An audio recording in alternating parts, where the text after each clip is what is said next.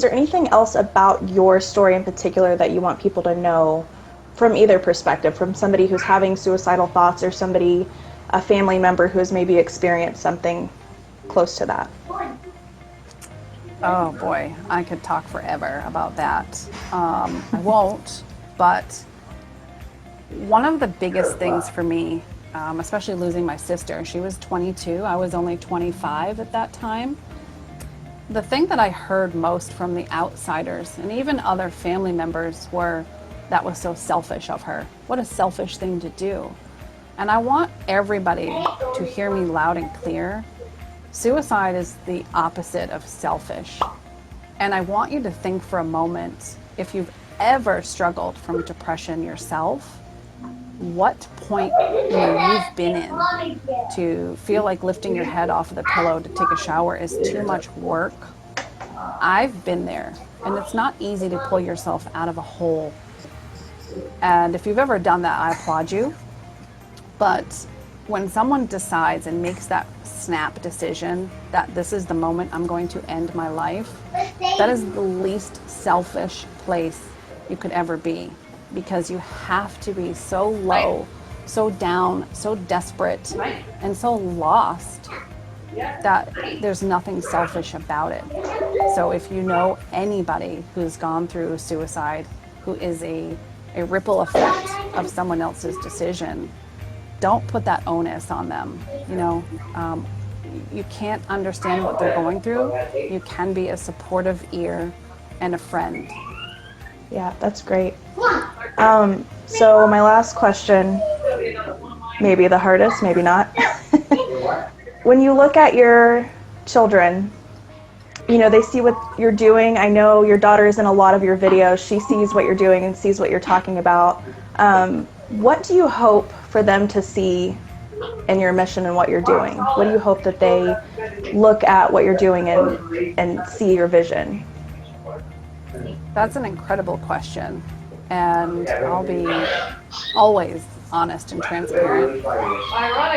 My son Tyler, he's currently 18. I believe he was 7 when my sister passed away, and I did everything in my power to hide it from him. I didn't tell him that she took her own life. He was 7, you know.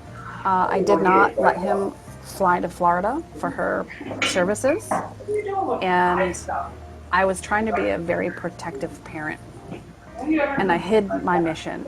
Now, he did walk with me in those walks that I talked about in 2009 and 2010. He was right on my side. He walked with me. He knew we were doing it for Auntie Katie, but that was the extent of it. He was just happy to be a part of something, and he felt good, but he didn't know anything other than that. And 7 years later, when my mom took her own life, he was, I don't even know how, I think he was 15 at the time.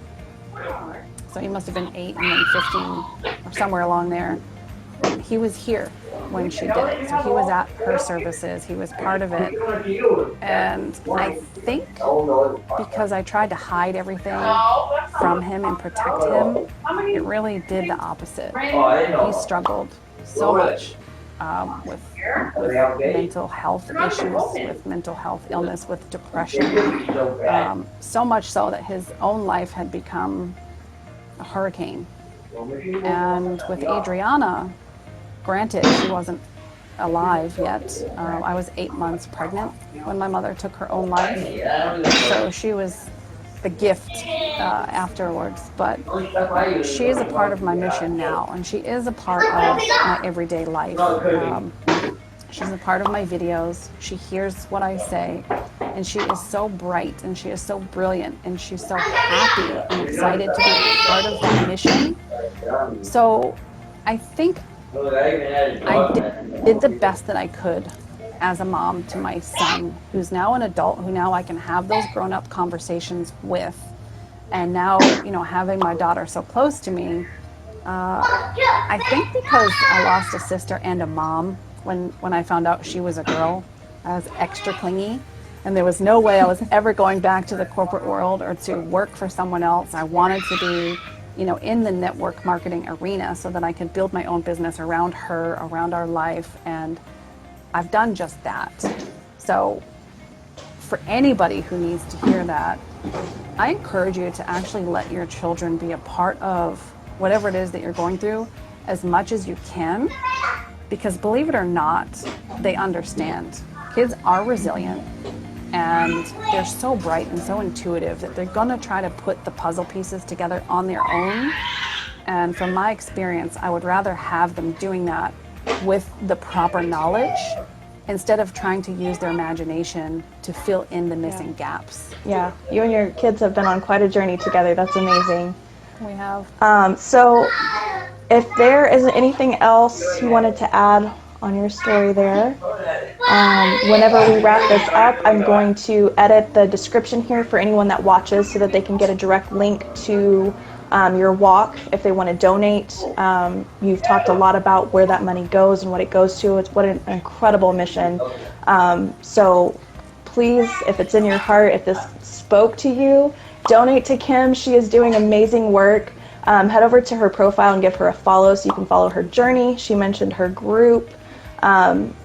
She mentioned as well, if you want to be a part of that group, just reach out to her, and it's open to anyone. You don't have to put yourself out there and introduce yourself.